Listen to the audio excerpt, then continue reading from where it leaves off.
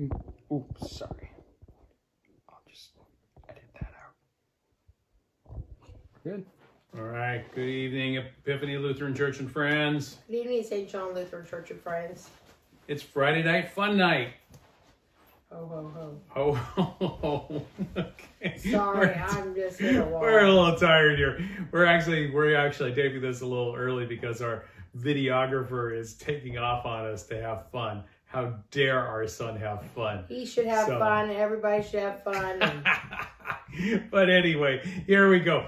I don't even know if they'll be able to see the candles because last time that's true. I noticed Samuel didn't have it so they could see the candles. Look, I have a candle. I am lighting a second Advent candle down here. And even if you can't see it, it is lit. So we light the two candles for Advent.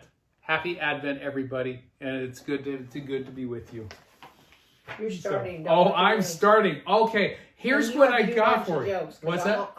I'm light tonight. Sorry. All right. Okay. I guess I'm on tonight. So yes, hey, and because I was told that I couldn't do my useless information out of my book anymore last week. Who told you that? You all suggested that it was time to go for Christmas. So, well, that's true. We only got a few weeks. Advent, Christmas, all that stuff. So here we go. I looked up and I compiled for you my useless information about Christmas. So just so you would have useless Christmas information. Tom Salzman, this is for you. Tom, well, yeah, we hope you're watching us.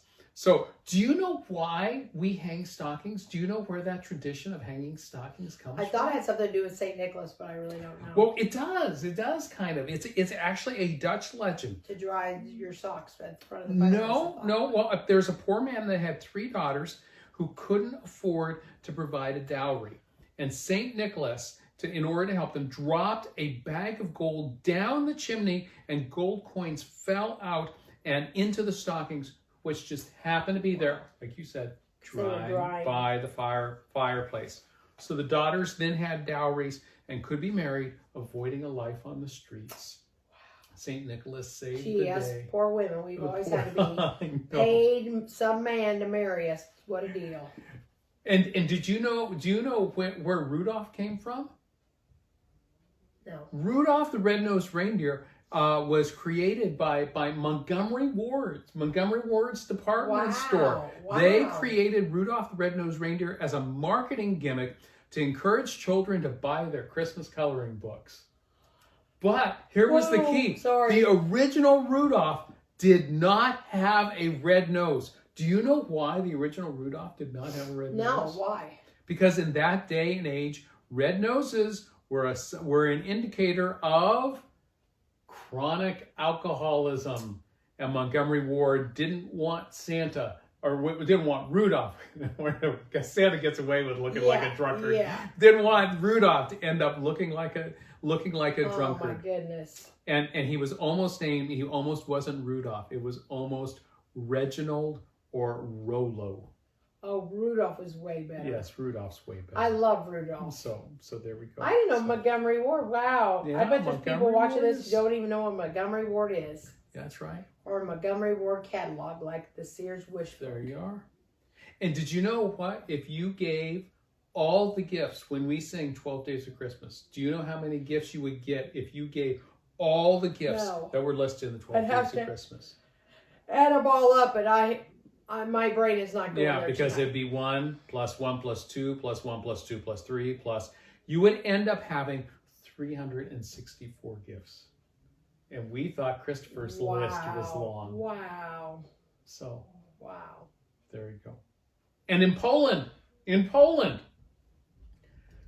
a big Christmas symbol in Poland are spiders.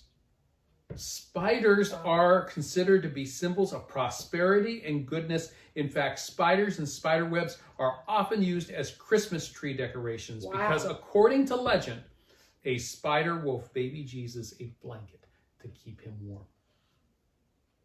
Wow. So maybe E.B. White got that from Charlotte's Web. So you know. Well, it could be. And you don't have this down, but Santa Claus in Russia wears blue. I don't know why. That's just how Santa Claus is seen, because I have I've not been to Russia, but I was telling my brother this. When we lived here before, my hairdresser's place was in Lilburn, Georgia, where the first church I served at. And right around the corner from her was this really lovely gift shop.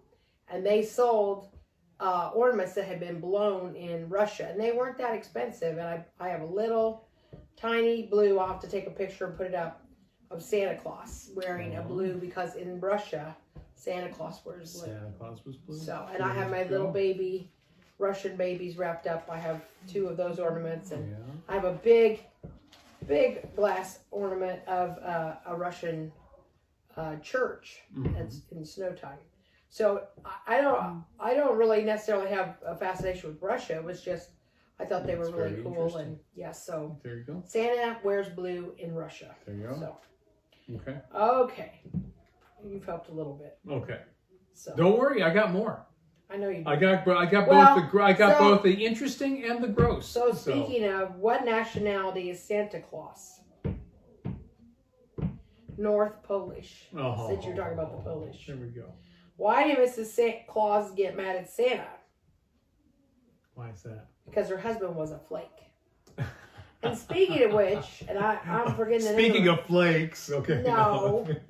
But if you haven't watched your favorite Christmas movie, my friend put it up, but I'll probably put it up this weekend and ask, what's your favorite old Christmas movie, and do you have a new favorite Christmas movie to recommend? But the Christmas Chronicles 1 was on Netflix 2 years ago. It's back this year, and it's fabulous. And this year is Christmas Chronicles 2 with Kurt Russell and Goldie Hawn playing Santa and Mrs. Claus. So at least they're actually married in the movie. Yes.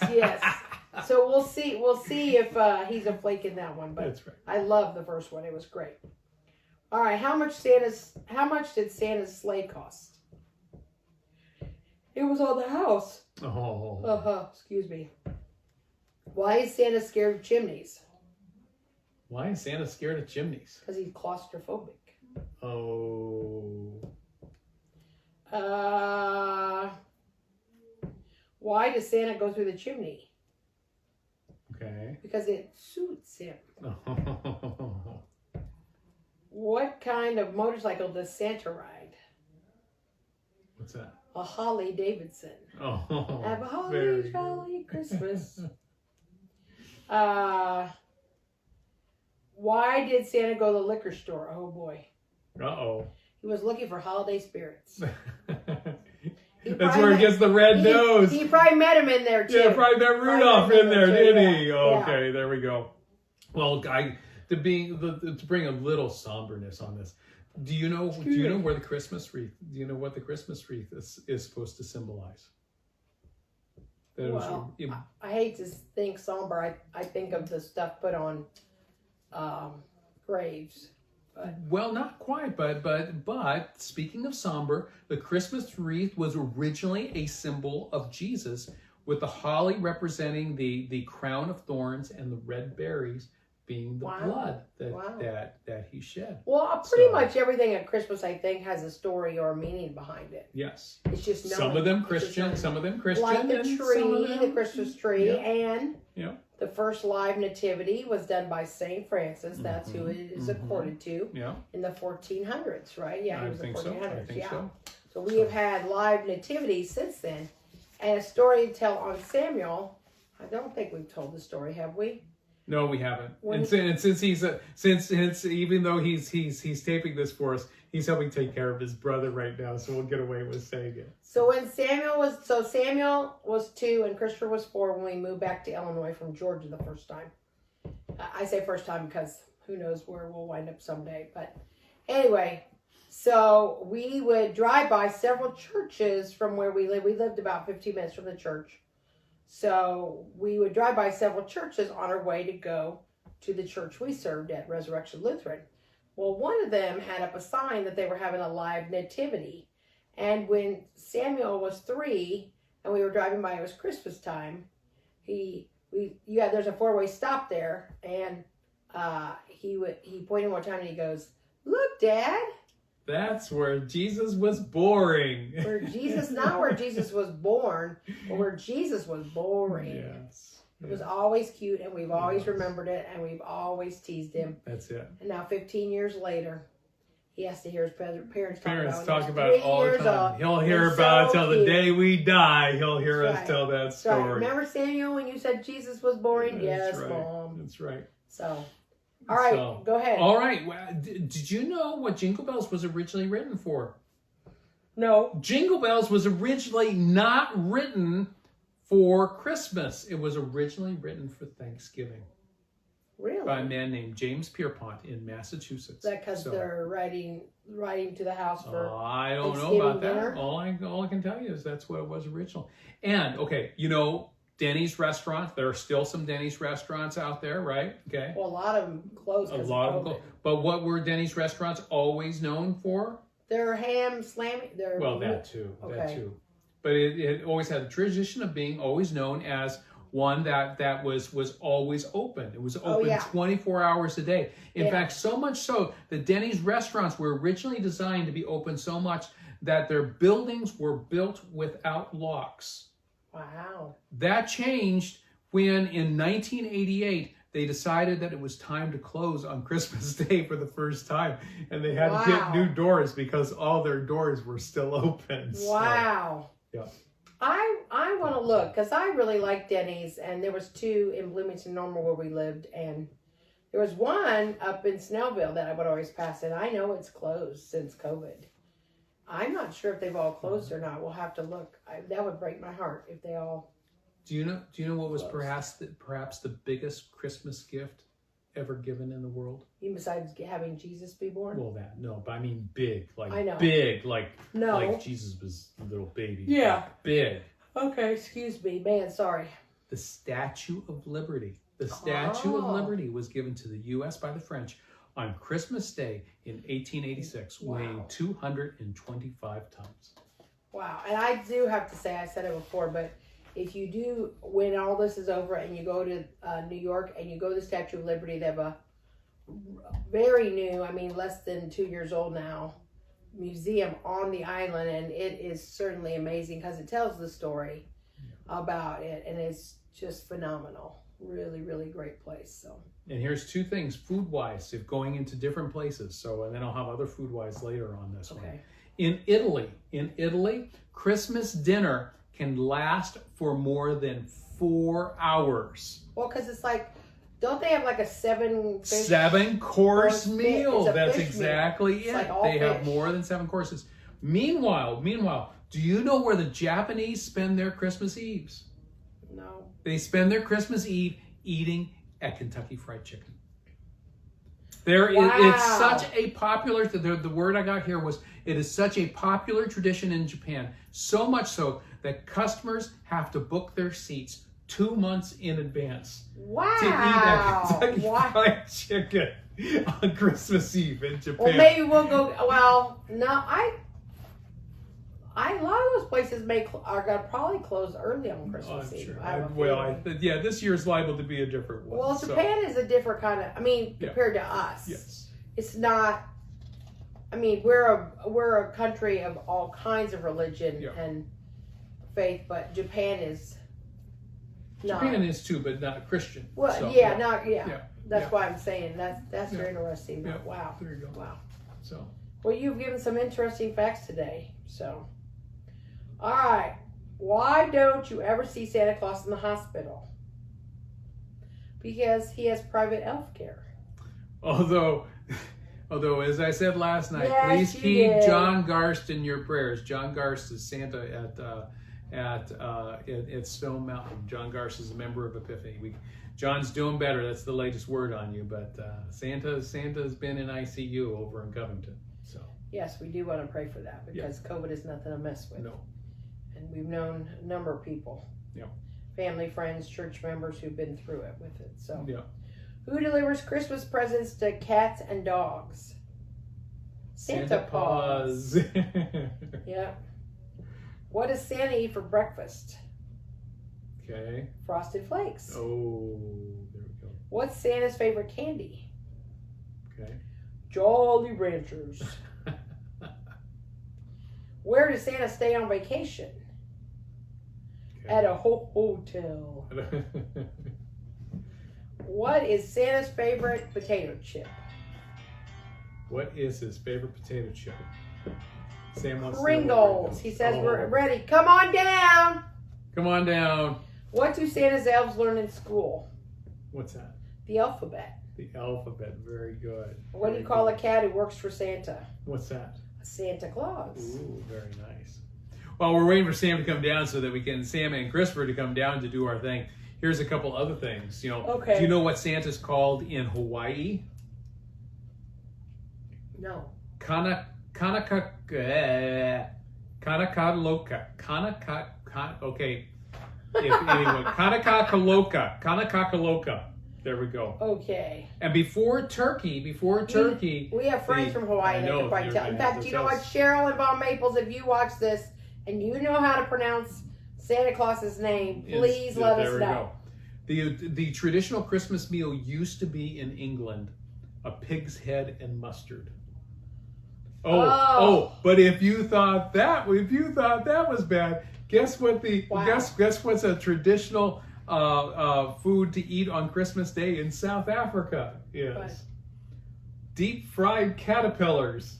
Oh. So there you go. If you're in South Africa, deep fried caterpillars. We need to ask Pastor Nahali. Oh yeah, but that's West. No, not there. I'm just curious what they What's eat. Sierra Leone? Well, yes, you know, yes. It's interesting. I've been asking questions on Facebook for Christmas, and I love hearing reading people's responses. I've asked favorite cookies to eat, favorite cookies to make, and I've loved everybody's stories and the variety because of the background you come from.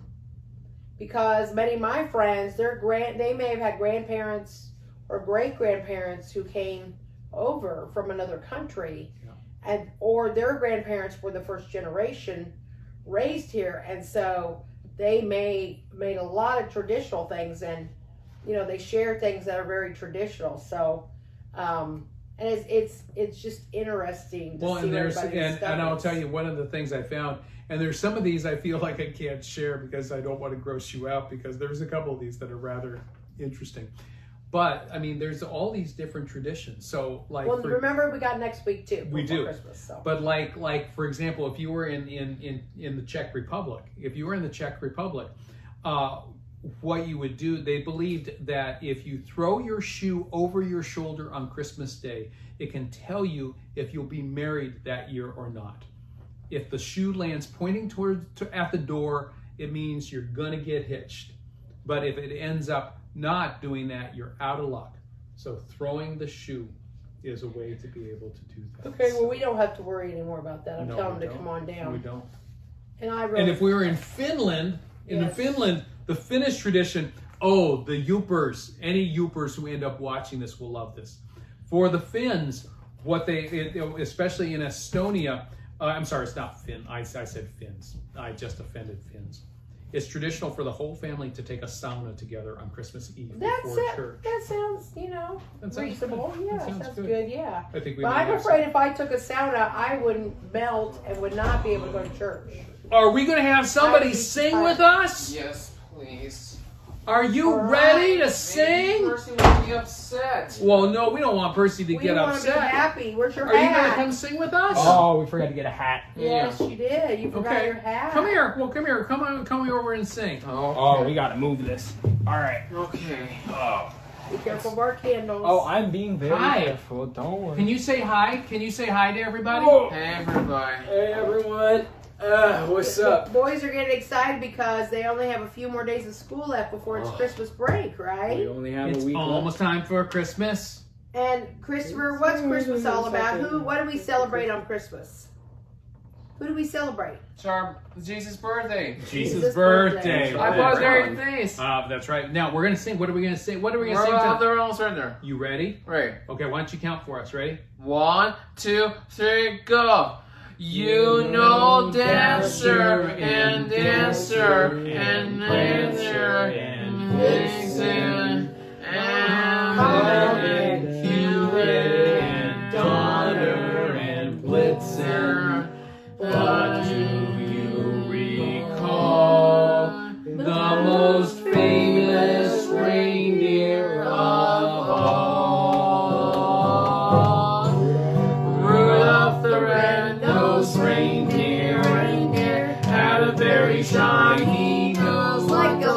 fall. And if you ever saw it, you would even say it glows like a light bulb. All of the other reindeer used to laugh and call him names like Pinocchio. They never let poor Rudolph join in any reindeer games like Monopoly. Then one foggy Christmas Eve, Santa came to say, ho, ho, ho. Rudolph, with your nose so bright, won't you guide my sleigh tonight? Then how the reindeer loved him, as they shouted out with glee, yippee!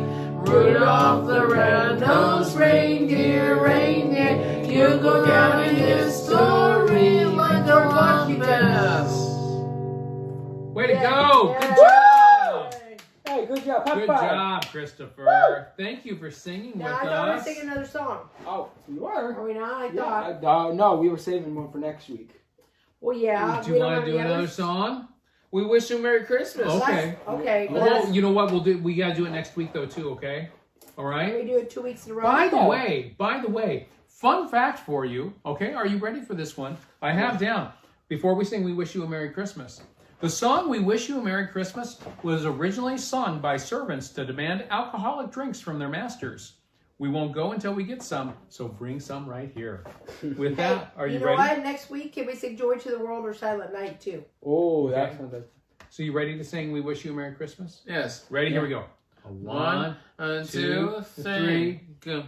We wish you a Merry Christmas. We wish you a Merry Christmas. We wish you a Merry Christmas and a Happy New Year. We wish you a Merry Christmas. We wish you a Merry Christmas. We wish you a Merry Christmas and a Happy New Year. Good tidings to you wherever you are. Good tidings for Christmas and a Happy New Year. We wish you a Merry Christmas. We wish you a Merry Christmas. We wish you a Merry Christmas and a Happy New Year. Woo!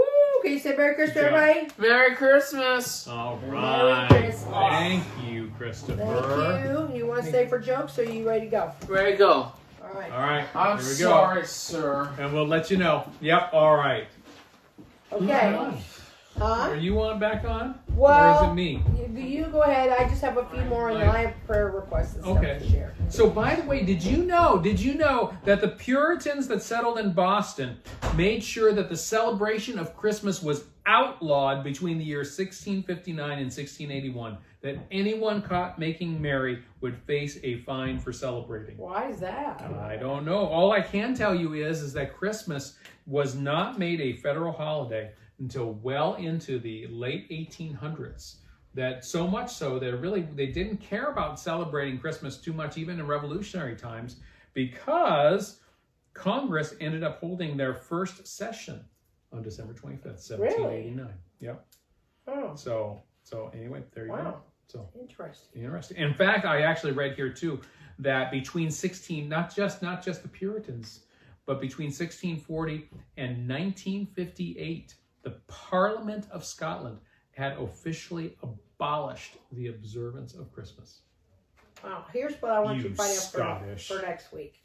Where did the use of mistletoe for kissing come from? Oh, I actually saw little bits and pieces of that, but I'm not sure I have that one down wait there. and Okay. share next week because Okay. I'm very curious about it. Yeah, I did Because see it's a that. poisonous plant. That's true. I'm trying to figure out why mistletoe got picked There you for go. that. That's just such an Yep. interesting, Yep. interesting thing. So, okay. How does Santa take care of sick people? Okay. He nurses them back to health. Oh, very cute. Where does Santa cash his checks? Where? At the snowbank. What's red and green and flies? A sleigh sick Santa. What's big and jolly and says, oh, oh, oh. Okay. Santa Claus walking backwards. Okay. What did Santa name his pet frog? Mistletoe. And where does Santa stay on vacation? Where does Santa stay on vacation? Well, I think I had told you that one. At a hotel. Oh, yes, you did. Yes. Okay, this is the one I didn't tell you. How does Santa get his sleigh to fly? How's that? I have no idea. There's a lot of cute ones, aren't they? All right, let me see. Let me give you a couple more here. In the bizarre, okay? One of the most bizarre ones that I have here for you is the Catalonian tradition of cagatillo, which actually, it's kind of gross what it actually means in English.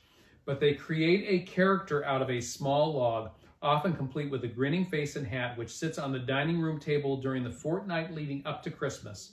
It has to be fed every day with fruit, nuts, and sweets. And then on Christmas Eve, the entire family beats the log with sticks while singing traditional songs, forcing the log to excrete its treats up. Where's this at? Catalonian. I think Catalonia is over in Spain. Yes, it is. But this is a Catalonian Sure. tradition. Very interesting. And if you want to know, we're going to have to pick on South Africa one more time. Right. South African families leave out cookies for Santa Claus just like everywhere else in the world, but apparently kids kept eating them. So now parents tell the story of Danny, a boy who tried to eat Santa's cookies. He was caught by his grandmother, so she killed him. And now Danny's ghost haunts the homes of naughty children at Christmas time. That is crazy. And I just want to tell you, with all the different ones on what happens to the naughty kids, the South African story I just told you is the mildest of the stories that I could tell you. Wow. So anyway, Wow. so all I can tell you is Portugal, you got to watch out for ghosts, and Greece, you got to watch out for goblins. So anyway. Wow. Wow. In Norway, you got to watch out for witches. So Interesting. All right. Prayer requests. Keep praying for Joan Thomas, for her to not get COVID because she was exposed for quite a while at school, and there was several kids who were positive.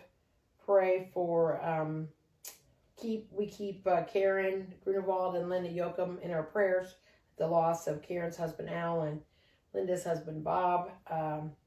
We continue to lift up Sarah Lanier, who will have a biopsy, and also for her sleep.